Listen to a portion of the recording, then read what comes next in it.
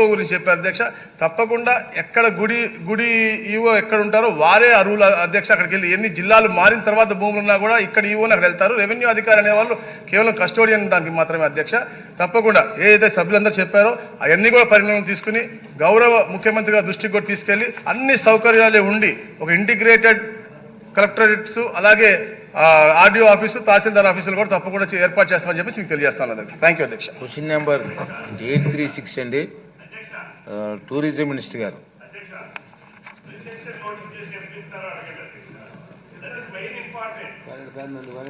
ఇది టైం కూడా అబ్జర్వ్ చేయాలి రవి గారు. ఇవాళ సీనియర్ మెంబర్, మీరు సీనియర్ మెంబర్ మధ్యలో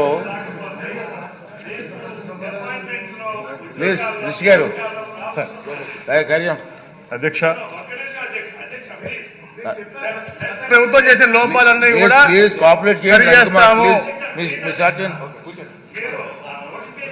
అధ్యక్ష, మొదటి ప్రశ్నకి సమాధానం అవునండి, రెండో ప్రశ్నకి సమాధానం అవునండి, మూడో ప్రశ్నకి శయనబుద్ధ ప్రాజెక్ట్ పునరుద్ధరణకి ప్రభుత్వం సంపూర్ణంగా చర్యలు తీసుకుంటా ఉంది, పరిశీలనలో పెట్టింది.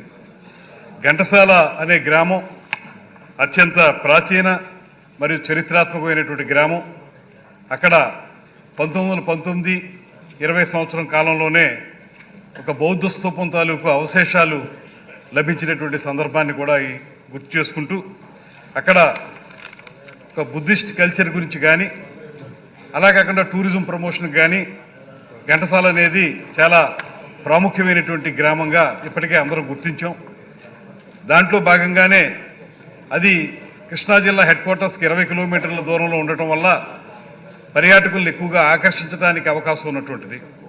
ఇది దృష్టిలో పెట్టుకునే 2019కి ముందు అప్పటి ప్రభుత్వం, తెలుగుదేశం ప్రభుత్వం అక్కడ దాన్ని ఒక ప్రత్యేకమైనటువంటి ఒక మఠంగా కానీ మానిస్ట్రీగా కానీ అదేవిధంగా పైన శయన బుద్ధుడు పడుకుని ఉన్నటువంటి ఆకారంలో ఉన్నటువంటి బుద్ధుడిని నిర్మించడం ద్వారా దాన్ని పర్యాటకులందరినీ ఆకర్షించాలనే ఉద్దేశంతో అప్పటి జిల్లా టూరిజం డెవలప్మెంట్ కార్పొరేషన్ ద్వారా ఒక 150 లక్షలు, 1,50 లక్షలు శాంక్షనింగ్ చేసి అక్కడ కార్యక్రమాన్ని ప్రారంభించడం జరిగింది.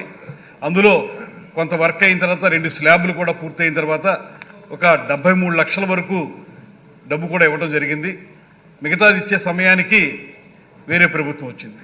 యథావిధిగా ఏదైతే డిస్ట్రక్షన్కి మారుపేరుగా నిలబడినటువంటి ఆ ప్రభుత్వం, వైఎస్ఆర్ ప్రభుత్వం, ఈ కార్యక్రమాన్ని ప్రపంచ పర్యాటకుల్ని, కేవలం భారతదేశం పర్యాటకులు మాత్రమే కాదు, ప్రపంచవ్యాప్తంగా ఉన్నటువంటి బుద్ధిస్ట్ కల్చర్ని ఇష్టపడే వారందరూ ఇష్టపడేటువంటి ఈ ప్రాంతాన్ని మళ్ళీ యథావిధిగా వాళ్ళు నాశనం చేయడం మొదలుపెట్టారు. ఎక్కడా కూడా ₹1 కూడా ఇవ్వకుండా దీన్ని మూలన పడేశారు. ఈ రకంగా దాన్ని మూలన పడేయటం వల్ల, వారు చేసినటువంటి ఆ కార్యక్రమం వల్ల ఇది సభ్యులు అడిగిన దానికి ఇప్పటి వరకు ఏ కార్యక్రమం జరగలేదు. వారికే కూడా అయినటువంటి ఖర్చులో కొంత భాగం మాత్రమే ఇచ్చాం, మిగతా ఇవ్వాలి. వారు ఆ ప్రభుత్వం చేసినటువంటి తప్పుడు పనులకు ఇప్పుడు జరుగుతున్నది ఏంటంటే దాన్ని పూర్తి చేయాలంటే 2 స్లాబులు వేసి పైన ఆ శయన బుద్ధుడిని పెట్టి అన్నీ కంప్లీట్ చేయాలంటే 5,50,00,000 అంచనా వ్యయాన్ని ఇవాళ వేయటం జరిగింది.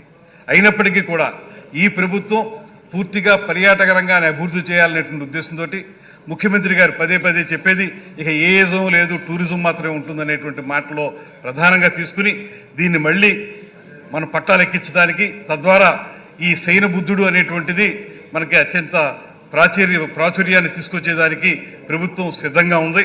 దీని మీద వర్కౌట్ చేస్తున్నాం అధ్యక్ష.